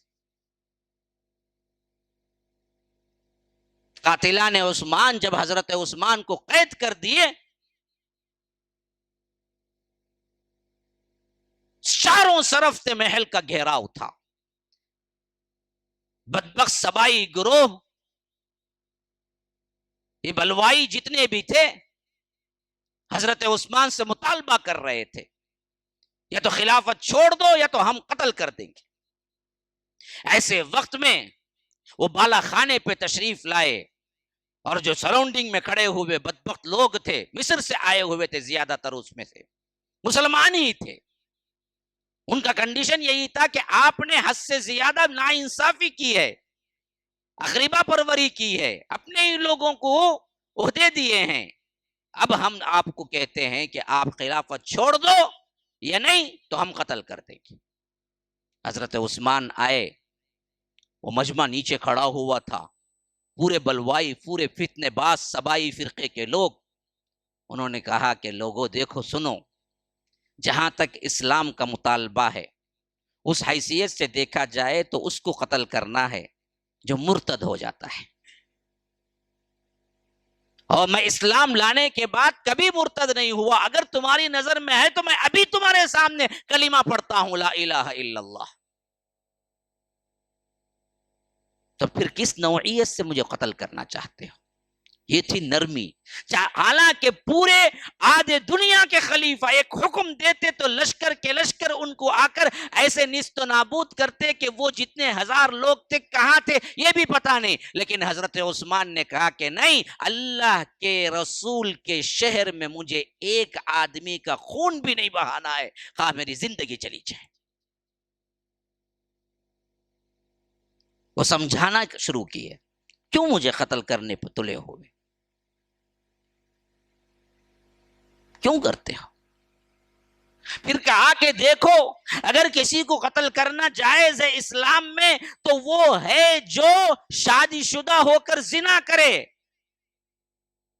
اور میرا حال یہ ہے کہ اللہ کی قسم اسلام لانے کے بعد میں نے بائیں دائیں ہاتھ سے اپنی شرمگاہ کو بھی نہیں چھوا ہے۔ یا رب، یا رب، پاکیزگی کا کیوں نہ فرشتے حیا کریں ایسے شخصیت سے جو کہہ رہی ہو کہ اسلام لانے کے بعد 25 30 35 سال کا عرصہ گزر چکا ہے، کہہ رہے ہیں کہ اسلام لانے کے بعد زنا تو بہت دور کی بات ہے، میرا اپنا حال یہ ہے کہ اسلام لانے کے بعد میں نے کبھی سیدھے ہاتھ سے اپنی شرمگاہ کو نہیں چھوا، خواہ وہ نہانے کی کنڈیشن کا ہو، خواہ وہ کمرے کے اندر کی کنڈیشن کا ہو، نہ باہر کے، میں نے کبھی سیدھے ہاتھ سے اپنی شرمگاہ کو نہیں چھوا، مجھے قتل کرنا چاہتے ہو؟ یا نہیں تو تیسرا یہ ہے کہ کسی انسان کسی کو قتل کرے تو اس کے بدلے میں قتل کرنا جائز ہے، میں نے آج تک کسی کے لیے ہاتھ نہیں اٹھایا، حتیٰ کہ آج پوری خلافت میرے ہاتھ میں رہنے کے باوجود بھی تمہارے خلاف کارروائی نہیں کی، تو کیوں مجھے قتل کرنا چاہتے ہو؟ اتنی اثر انگیز تقریر سننے کے باوجود بھی یہ مصری باغی سبائی گروہ دل کا سخت ہو چکا تھا، ان بدبختوں نے آخر کار جب ایک مرتبہ قرآن پڑھ رہے تھے تو وہ لوگ اندر پھلانگ کے اندر داخل ہوئے اور حضرت عثمان کو شہید کر دیا۔ اس وقت وہ قرآن پڑھ رہے تھے اور قرآن کی اس آیت پر پہنچے سورہ بقرہ میں کہ فَسَيَكْفِيكَهُمُ اللَّهُ وَهُوَ السَّمِيعُ الْعَلِيمُ، فَسَيَكْفِيكَهُمُ اللَّهُ، مطلب ہوتا ہے تیرے لیے اللہ ہی کافی ہے ان سب لوگوں کی طرف سے، تیرے دشمنوں کی طرف سے تجھے اللہ کافی ہے۔ جب اس آیت پہ پہنچے کہ فَسَيَكْفِيكَهُمُ اللَّهُ تو تلوار مارا اس بدبخت نے، خون کے چھینٹے اڑے اور قرآن کے اسی پیج پہ پڑے جہاں وہ پڑھ رہے تھے کہ صبغت اللہ، اللہ کا رنگ اختیار کرو۔ وہ قرآن آج بھی میوزیم میں ہے استنبول کی، جہاں پر حضرت عثمان کے خون کے دھبے لگے ہوئے ہیں۔ ان کی بیوی نائلہ تھی، وہ آئی اور حضرت عثمان کے قاتلوں کو روکنے کے لیے تو انہوں نے ان پہ بھی تلوار چلائی تو پوری انگلیاں کٹ کے گر گئی۔ پھر افراتفری میں ایسے ہی اسی انداز میں چھوڑا اور وہاں سے نکل کے بھاگ گئے۔ سخت عجیب و غریب حالت تھی مدینے کی اس وقت، سبائی کا یہ گروہ، بلوائیوں کا یہ قتل عام سب کو گھروں کے اندر بٹھا دیا تھا۔ حضرت علی جانتے تھے یہ بدبخت کچھ نہ کچھ کریں گے، اسی واسطے اپنے دونوں بیٹے حسنین کریمین کو کھڑا کیا کہ کہا کہ دیکھو کسی بھی طرح یہ لوگ اندر نہ جانے پائیں، تم عثمان کے گھر کے دروازے پر پہرا دو۔ جو بدبخت حضرت عثمان اور حضرت علی کی الگ الگ نفرتیں بیان کر کے توڑتے ہیں، ان کے لیے سب سے بڑی نشانی یہ ہے کہ جب حضرت عثمان کا قتل ہوا اس وقت پہرا دینے والی شخصیتیں حضرت حسنین کریمین ہیں دونوں بھی۔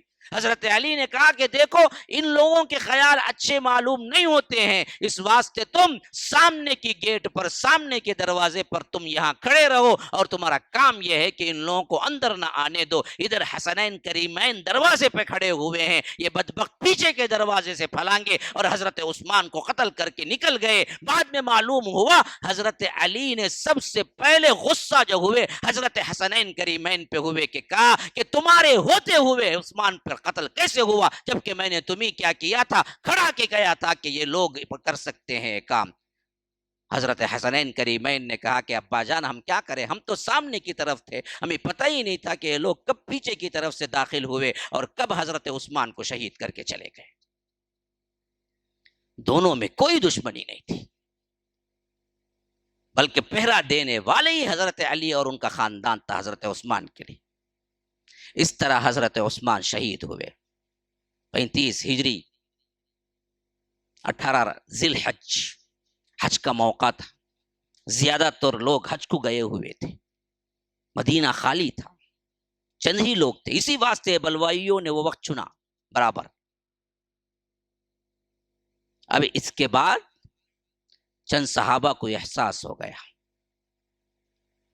یہ لوگ ضرور ضرور حضرت علی کو خلافت کے لیے لا کھڑا کریں گے۔ اسی واسطے بعض صحابہ جن کو بڑا زیرک فہیم اور اندازہ تھا، انہوں نے حضرت علی سے مشورہ کیا کہ آپ کہیں نہ کہیں چھپ جائیں، یہ بدبخت آپ ہی کے پاس آئیں گے۔ لیکن حضرت علی کو معلوم تھا کہ یہ لوگ آئیں گے تو کم از کم کیا ہے، اگر خلافت بن گئی تو پھر ان کا مقابلہ کرنے کے لیے کچھ تو طاقت ملے گی۔ اور ادھر معاملہ یہ ہوا کہ حضرت عثمان کے قتل کے بعد نماز جنازہ کے اکٹھا ہونا بھی مشکل ہو گیا، کیونکہ اگر مجمع اکٹھا ہو تو پتہ نہیں لڑائی ہو جائے، اور چاہتے یہ نہیں تھے حضرت عثمان زندگی بھر کہ مدینہ منورہ میں کسی کا خون بہے۔ اس واسطے آپ کو معلوم ہے 10-15 افراد ہیں جو حضرت عثمان کے جنازے میں شریک ہوئے، چھپے چھپے راتوں رات جنت البقیع میں لے جا کے نماز جنازہ پڑھا کر دفن کر دیا۔ صرف چند افراد، کسی کو معلوم نہیں ہوا۔ اب یہی بلوائی جن بدبختوں نے حضرت عثمان کو قتل کیا تھا اب حضرت علی کو ڈھونڈنے لگے، کیونکہ ان کو معلوم تھا ہم اگر اعلان کریں گے، ہم اگر کہیں گے کہ ہم خلیفہ ہیں یا ہمارے میں سے کوئی ہے تو کوئی نہیں مانے گا۔ اگر ہماری باتوں کو منوانے کے لیے کسی شخصیت کو سامنے لانا ہے تو وہ حضرت علی ہے۔ اچھی طرح بات کو سمجھے، اسی واسطے وہ آگے چل کر جنگ میں صفین آئی تھی۔ کرنے والے صحابہ نہیں ہیں، اس میں صحابہ تو انوسنٹ ہیں، ان کو کیا کیا گیا، معاملہ بالکل الٹ کر دیا گیا، ایسا سچویشن بنا دیا گیا کہ سمجھنا مشکل ہو گیا۔ ورنہ وہ جو آپس میں رحیم، اللہ تعالیٰ کہتا ہے شداء علی الکفار رحماء بینہم، وہ ایک دوسرے کے خلاف تلوار اٹھاتے۔ اس میں اصل یہ خارجی، یہ باغی گروہ، یہ سبائی گروہ کا فساد تھا، جنہوں نے حالات کو ٹویسٹ کر دیا۔ دیکھیے 2 افراد میں غلط فہمی پیدا ہوئی ہے،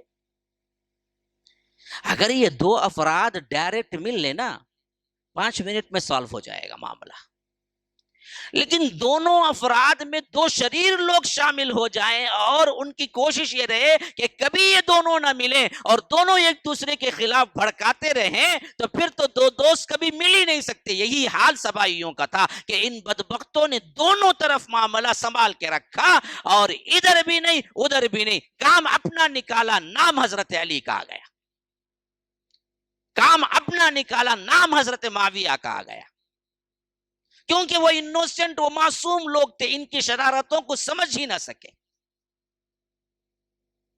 وہ اخلاق والے، ایمان والے، یک طرفہ سیدھے سیدھے جو عمل تھا، جو دل میں تھا، وہی کہتے تھے۔ لیکن ان بدبختوں نے اس سے بڑا فائدہ اٹھایا۔ یہ عبداللہ ابن سبا یمن کا رہنے والا بدبخت یہودی تھا، حضرت عثمان کے دور خلافت میں ہی اعلان کر کے مسلمان بنا، اسی نے یہ تحریک چلائی۔ پہلے مدینہ آیا، مدینہ آ کے کہا کہ دیکھو جی یہ عجیب بات ہے تمہاری۔ لوگوں نے پوچھا وہ کیا ہے جی؟ دیکھو اللہ کے رسول صلی اللہ علیہ وسلم فضیلت والے ہیں یا حضرت عیسیٰ؟ کہا کہ ہاں اللہ کے رسول فضیلت والے ہیں، اس میں کیا شک ہے؟ کہا کہ پھر تو تمہارا عقیدہ ہی بالکل غلط ہے، اللہ کے رسول فضیلت والے، وہ تو قیامت کے قریب نہیں آئیں گے، حضرت عیسیٰ اس سے کم لیکن وہ قیامت کے قریب آئیں گے۔ ایسی عقلی باتیں۔ اب ہر آدمی ہاں جی برابر ہے نا، قیامت کے قریب آنا ہے تو اللہ کے رسول آنا، حضرت عیسیٰ کیوں آئیں گے؟ اس طرح کیا کیا، باتیں ٹویسٹ کر کے بولا کہ دیکھو بھائی، جب حضرت علی جیسی شخصیت موجود ہیں، کسی کو کیا حق پہنچتا کہ دوسرا خلیفہ بنے؟ ہر نبی کا ایک وصی ہوتا ہے، نئی حدیث گھڑی، حدیث گھڑ کے اعلان کرنا شروع کیا۔ ہر نبی کا ایک وصی ہوتا ہے، یعنی اس کا قائم و مقام نائب ہوتا ہے، اور اللہ کے رسول کا نائب حضرت علی تھے اصل میں. ان لوگوں نے کیا کیا؟ غضب کر لیا. اب جو پختہ ایمان والے صحابہ مدینے والے تھے وہ تو سمجھ گئے اس کی چال، بھاگ گیا یہاں سے. لیکن جو ابھی ابھی اسلام قبول کیے تھے، کیونکہ فتوحات کا سلسلہ جاری تھا، آئے دن کروڑوں لوگ اسلام قبول کرتے تھے، جو نئے نئے مسلمان ہو رہے تھے ان کو کچھ نہیں معلوم تھا. ان کے دلوں میں یہ ڈالنا شروع کیا کہ دیکھو حضرت عثمان غضب کر کے خلافت لے لی، اصل حق تو حضرت علی کا ہے، کیونکہ اللہ کے رسول نے فرمایا میرے بعد علی خلیفہ ہے. جب ادھر گیا ادھر گیا ادھر گیا کہیں بھی بات نہیں چلی. لیکن بات جو بنی کہاں بنی؟ مصر میں بنی. مصر کے لوگ بالکل انوسنٹ، ابھی ابھی اسلام قبول کیے ہوئے تھے، وہاں پر جا کے یہ بات پھیلانا شروع کیا. تو ان لوگوں نے کہا کہ بات صحیح ہے، ہم تو دراصل اسلام کے لیے مر مٹنے والے ہیں، آپ بولو جو بولو ہم کریں گے. وہ بولا کہ سب سے بڑا اب کام کیا ہے؟ آج کا جو خلیفہ ہے اس کو مارو، حضرت علی کو بٹھاؤ. تو مصری لوگوں کا ایک بہت بڑا گروہ اکٹھا ہو گیا ساتھ میں. ان کو بھی معلوم نہیں، وہ سمجھ رہے تھے اسلام کی بڑی خدمت کر رہے. اسی واسطے ان لوگوں نے کیا کیا کہ مدینہ منورہ میں حضرت عثمان کے محل کو کیا کیا؟ سراؤنڈنگ کر لیا، محصور کیا اور انہیں قتل کر دیا. اب قتل کرتے ہی اس بدبخت نے کہا کہ دیکھو پہلا کام یہ ہے کہ کسی بھی طرح حضرت علی کو ڈھونڈو، خلیفہ بناؤ. اور ادھر حضرت علی کو بھی معلوم تھا اگر میں ایک کے بعد ادھر خلیفہ بنوں تو ادھر کے لوگ جو کچھ نظریہ رکھ رہے ہیں، جو کچھ حالات جانتے ہیں، ان کے دل و دماغ میں یہی آئے گا کہ میں ہی قتل عثمان میں شریک تھا. کیونکہ بات یہی تو آئی تھی، مزاجن وہی نہ لگے گا. ایک پوسٹ پہ ایک آدمی تھا، اب وہ آدمی قتل ہوا، دوسرا اس پوسٹ پہ آیا تو گمان کیا جائے گا؟ وہی نہ جائے گا. تو یہ معلوم تھا، لیکن بدبختوں نے اتنا تنگ کر دیا حضرت علی کو کہ کہیں سونے چین لینے نہیں دیا، یہاں تک کہ ولا کے کیا کیے؟ خلیفہ بنائے. اب جو وہاں اس وقت کے جو مدینے کے اہل علم علماء تھے اور صحابہ تھے، انہوں نے بھی کہا کہ بھائی اب کی حالت کے اعتبار سے حضرت علی سے زیادہ کون ہے؟ بات بھی تو صحیح تھی نا جی. ایک طرف کیے ان بدبختوں نے، لیکن ایسا کام کیے انکار بھی نہیں کر سکتے تھے. ان کا زہد، ان کا ورع، ان کی شرافت اور ان کے قبل ان میں سبقت الی الاسلام اور ان کا اللہ کے رسول سے رشتہ داری، یہ تمام چیزیں اس حد تک سب کو معلوم تھی کہ اس وقت حضرت علی سے زیادہ کوئی اور تھا بھی نہیں. تو صحابہ نے کہا کہ چلو ان لوگوں کے دباؤ میں ہی ہوا، لیکن ہوا کام صحیح ہوا، ہم بھی اگری کرتے ہیں کہ حضرت علی خلیفہ ہے. اس طرح حضرت علی کی خلافت ہو گئی. اوپر کے جو 3 طریقے ہوئے تھے، پہلے اللہ کے رسول بغیر اشارے کے، بغیر کیا ہے متعین کیے اس دنیا کو چھوڑ گئے. حضرت ابو بکر نے خاص نام لے کر متعین کر کے دنیا سے گئے. حضرت عمر نے شورا کمیٹی بنا دی. لیکن حضرت عثمان کو کچھ نہیں ملا ان تینوں سے. اس واسطے خلافت کی ابتدا ہی ایسے ہو گئی کہ یہ زبردستی لا کے بٹھائے اور بقیہ جتنے صحابہ تھے اس کو مان لیا. لیکن بات کہاں کی تھی؟ مدینے کی تھی. مسئلہ اس زمانے میں سب سے اہم ترین جو تھا وہ تھا مواصلات کا. نہ فون تھا، نہ بات کرنے کا کوئی سسٹم تھا، نہ خبر پہنچانے کا کوئی سسٹم تھا. ایک ہی تھا کہ بندہ سفر کر کے جا کے پہنچے. اب یہ حالات سے بالکل نابلد، پتہ ہی نہیں کیا ہوا مدینے میں. شام میں حضرت معاویہ وہاں کے گورنر ہیں. اب کئی دن ہو گئے یہ بات پہنچتی کہ حضرت عثمان شہید ہو گئے، حضرت علی خلیفہ بن گئے، اور ان باغیوں نے، مصری باغیوں نے حضرت عثمان کو قتل کیا، یہ کیا. یہ تمام باتیں پہنچتے کئی ماہ لگ گئے. اب قصاص عثمان کے اعتبار سے سب سے قریب ترین رشتہ دار حضرت معاویہ ہی تھے رضی اللہ عنہ. جب بات ان تک پہنچی تو اس وقت تک حضرت علی خلیفہ بن چکے تھے. تو حضرت معاویہ نے کہا کہ یہ کیسی بات ہے کہ آپ قصاص عثمان نہ لیں اور خلیفہ بن جائیں. یہی مس انڈرسٹینڈنگ ہوئی جس کی وجہ سے جنگ صفین پیش آئی. کیونکہ حضرت عثمان کے قریب ترین رشتہ دار حضرت معاویہ ہے، اور وہ گورنر شام تھے. شام کے گورنر کتنے سال سے؟ 20 سال سے تھے. ہاں، حضرت عثمان کے زمانے میں بھی وہی گورنر تھے، حضرت عمر کے زمانے میں بھی وہی گورنر تھے. ان کو بات اس وقت پہنچی جب حضرت علی خلیفہ بن چکے تھے. جب یہ بات ان تک پہنچی تو حضرت معاویہ رضی اللہ عنہ نے کہا کہ دیکھو قاتلان عثمان آپ کے ساتھ ہیں اور آپ ہم ہی پیغام بھیجتے ہیں کہ ہم آپ کو خلیفہ مان لیں. جنہوں نے قتل کیا انہوں نے ہی آپ کو بنایا، پہلے ان کا قصاص لو پھر میں مانتا ہوں خلیفہ. اب یہ کون سمجھائے کہ حالات ایسے ہیں مدینے کے کہ آپ نہیں سمجھ سکتے، جو ہوا وہ صحیح ہوا، پہلے آپ حضرت علی کو مان لے پھر بعد میں بات چلے گی. نہیں ہوا یہ کام. اب دونوں میں کیا ہو گیا، مس انڈرسٹینڈنگ بڑھتی چلی گئی. یہ ہے احوال اصل میں. جو شیعوں نے کیا کیا کہ پورا ادھر سے گڑمٹ کر دیا. اب یہ اتنا آگے بڑھا کہ نہ حضرت معاویہ کو مدینہ آ کے دیکھنے کا اتفاق ہوا، نہ حضرت علی کو ان لوگوں سے قصاص لینے کا اتفاق. کیوں؟ حضرت علی مانتے تھے کہ یہ لوگ قاتل ہیں جو میرے ساتھ ہیں، لیکن ان لوگوں کی قوت اتنی زیادہ تھی کہ حضرت علی قصاص نہیں لے سکتے تھے. کس کو ماریں گے؟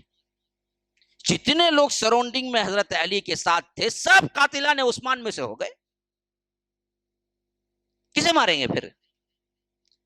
تو اس کے لیے حضرت علی کو کچھ مدت چاہیے تھی. جب خلافت استحکام کو پہنچ جاتی اور اچھی طرح مضبوط ہو جاتی تو پھر اس کے بعد وہ برابر مقدمہ چلا کر ان پر برابر جو کچھ بھی عائد ہوتا ہے فرد جرم عائد کر سکتے تھے اور ان کو قتل کے بدلے قتل کر سکتے تھے. لیکن حالات اتنے بگڑے اور حالات اتنے تیزی سے بدلتے گئے کہ اس معاملے میں صحابہ کے اندر غلط فہمیاں پیدا ہوتی چلی گئی کہ ہاں حضرت علی کیوں نہیں لیتے ہیں قصاص عثمان. اب ایسے وقت میں حضرت عائشہ مکہ حج کو گئی ہوئی تھی. وہ جب آئی راستے میں ان کو سنایا گیا پتا ہے کیا ہوا؟ حضرت عثمان شہید. اللہ اکبر، حضرت عثمان شہید کر کون کیا؟ وہی جو حضرت علی کو انتخاب کیا ہے. تو حضرت عائشہ نے کہا کہ ایسے کیسے ہو سکتا ہے؟ انہوں نے لکھا کہ پہلے آپ حضرت عثمان کے قاتلوں کا بدلہ لیں. حضرت علی نے کہا کہ میں کہاں بدلہ لے سکتا، وہی تو میرے ساتھ ہیں. اب اسی اسنا میں غلط فہمیاں ہوتی گئی یہاں تک کہ حضرت علی حضرت عائشہ سے جنگ ہو گئی، جسے جنگ جمل کہتے ہیں. 9,000 لوگ شہید ہوئے دو طرفہ. اب یہ معاملہ ابھی طے نہیں پایا. یہاں سے حضرت معاویہ اور حضرت علی کے درمیان مس انڈرسٹینڈنگ اور بڑھتی چلی گئی. صفین کا مقام پر جنگ ہوا. کتنے؟ 80 سے 90 ہزار لوگ مارے گئے دو طرفہ، دونوں مسلمان. بڑے عجیب حالات ہیں، اسے سمجھ نہیں سکتا بندہ. میں اتنی تفصیل لا کے سمجھا کہ میں سمجھتا ہوں آپ لوگوں کے ذہنوں میں بات نہیں بیٹھی ہوگی تو جو عوام ہے وہ کیا سمجھے گی. اسی واسطے اس پہ آگے چل کر سلف نے کہا کہ مشاجرات صحابہ پر زبان نہ کھولنا چاہیے. اصول بن گیا، تمہاری سمجھ سے بالا تر باتیں. اس واسطے یہ حق پہ ہیں، یہ نہ حق پہ ہیں، یہ غلط کیے، یہ صحیح کیے بولنے کے بجائے تم کیا بولو؟ اللہ بہتر جانتا ہے، دونوں جنتی ہیں، زبان کو بند رکھو.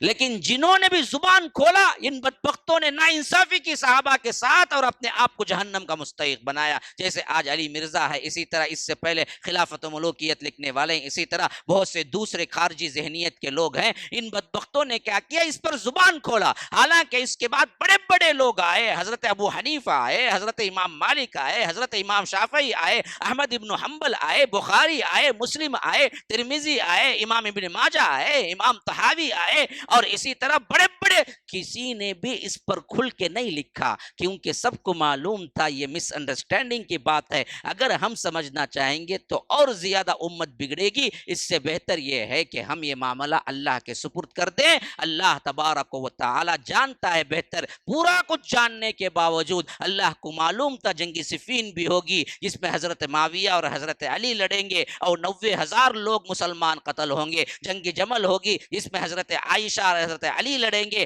10,000 لوگ قتل ہوں گے، لیکن پھر بھی اللہ نے کہہ دیا کہ یہ میرے رسول کے صحابہ ہیں، کلن وعد اللہ الحسنی، سب کو سب جنتی ہیں، تو پھر ہم کون ہوتے مائی کے لال کہ ہم کہیں کہ فلاں نے یہ غلطی کی، فلاں نے یہ غلطی کی؟ ہوا یہ سب ہم بھی مانتے ہیں، لیکن مسئلہ یہ ہے کہ ذکر کریں گے نہیں، بطور تاریخ کے ذکر کریں گے، جیسے میں نے ذکر کیا، کسی پر کوئی لان تان نہیں، میں نے تاریخ کے طور پر ذکر کیا کہ یہ سب ہوا، لیکن عقیدہ کیا ہے؟ سب کچھ ہونے کے باوجود وہ اعلیٰ ترین افراد اور کل جنتی لوگ ہیں، ادھر کے مرنے والے شہید ہونے والے بھی جنتی ہیں، ادھر کے بھی جنتی ہیں، حضرت علی کے خلاف جو لڑے وہ بھی جنتی ہیں، حضرت علی کے فیور میں جو لڑے وہ بھی جنتی ہیں۔ نہیں سمجھ میں آتی نا مولوی صاحب؟ سمجھنے کی ضرورت ہے، کئی باتیں سمجھ میں نہیں آتی، تم نہ مانتے نہیں؟ ہاں دیکھو بھائی یہاں کرنٹ میں وائر لٹکی ہوئی بھی ہے، ہاتھ رکھو نہ کو شاک ماریں گا، نہیں سمجھ میں نہیں آتا، دیکھا اتنی نہ کرنٹ کو لگا، تیری سمجھ میں کئی باتیں نہیں آئی ہیں، مانتا نہیں مانتا لیکن مانتا، ہاں تو پیدا ہوا ماں باپ بڑے ہونے کے بعد بولے میں تیرا ابا بھائی نو اما، نہیں نا بھائی دیکھا نا، دیکھو بتا، کہاں سے بتاؤں گا؟ تو دیکھا کیا؟ نہیں مانا، نہیں مانا، تو کئی باتیں تمہاری سمجھ کی نہیں ہیں، لیکن عقیدہ یہی ہے کہ دونوں جنتی ہیں، بس مسئلہ ختم۔ یہ بات اسی وقت واضح کر دی حضرت علی نے، جب جنگ جمل پیش آئی ختم ہوئی تو ایک طرح حضرت علی ہی پاور پہ تھے، تو ان کے ساتھ رہنے والوں نے کہا کہ جو بھی ہیں ہم قیدی بنا لیں۔ حضرت علی غصے سے چہرہ سرخ ہو گیا، کہا کہ کیا بات کرتے ہو، کون بدبخت ہے جو اما عائشہ کو لوڈی بنائے گا؟ پھر اس کے بعد اعلان کیا کتنے زخمی ہیں سب کو اٹھاؤ، جیسے ہمارے زخمی ہیں ویسے ان کے زخمی، سب کی تیمارداری کرو، اور جتنے بھی مقتول ہوئے شہید ہوئے، خواہ وہ میرا ہو خواہ وہ حضرت عائشہ کی طرف کا ہو، سب کو دفناؤ، سب کی عزت کے احترام کے ساتھ دفناؤ۔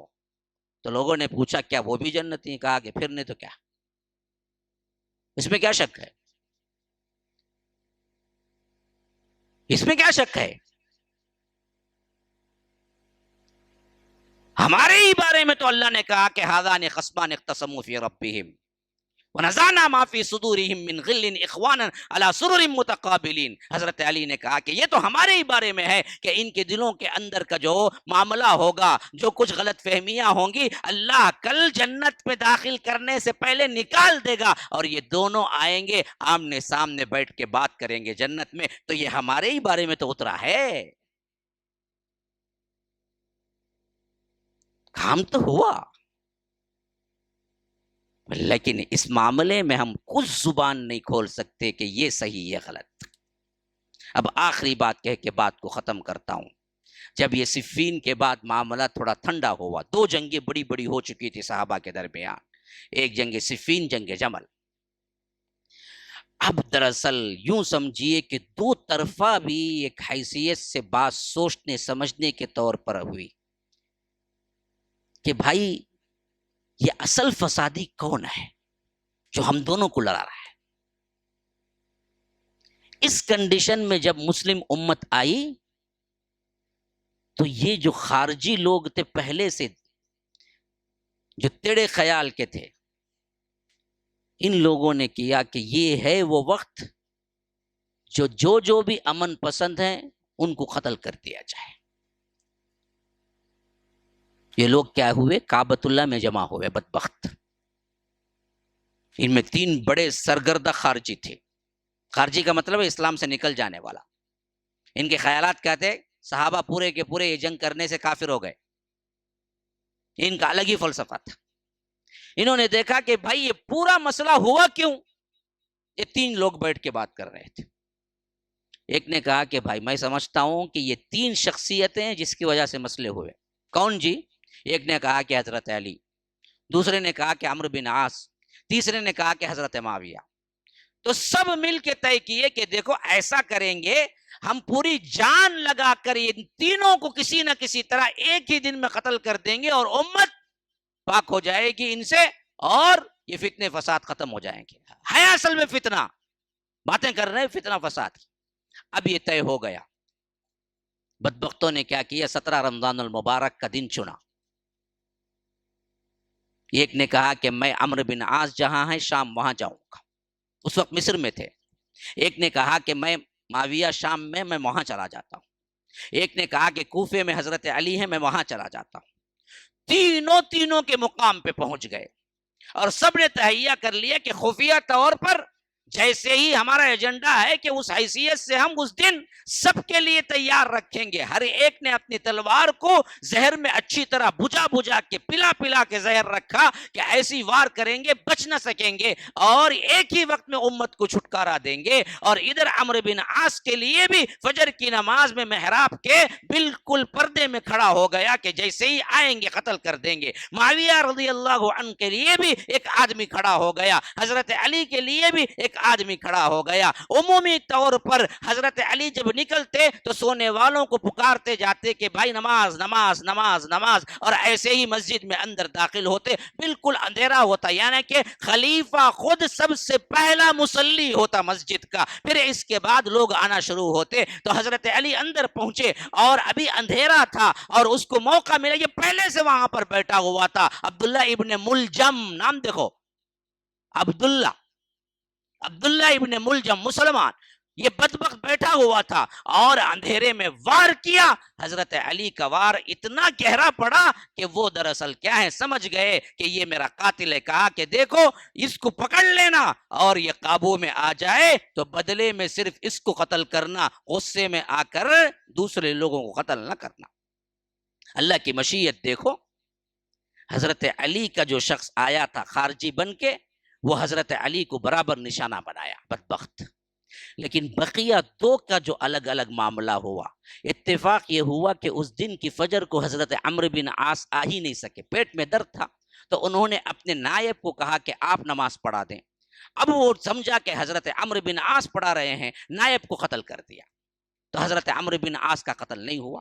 حضرت معاویہ کو احساس ہو گیا کہ کوئی کھڑا ہوا ہے تو انہوں نے فوری طور پر اس کے بچاؤ کے لیے اپنا ڈھال لیا اور لوگ بھی سامنے آ گئے. اس واسطے ایک بہت کاری زخم لگا لیکن موت واقع نہیں ہوئی. تو حضرت معاویہ بھی بچ گئے، حضرت عمرو بن عاص بھی. لیکن حضرت علی ایسا گہرا وار لگا کہ لاتے لاتے خون کا پورا خون نکل چکا تھا. تبھی بھی سب سے پہلے وصیت کے لیے اپنے بیٹوں کو بلایا اور کہا کہ سب سے بڑا میرا سرمایہ لا الہ الا اللہ ہے، بیٹو اس توحید کے لیے مر مٹنا. چند وصیتیں تھی کیا.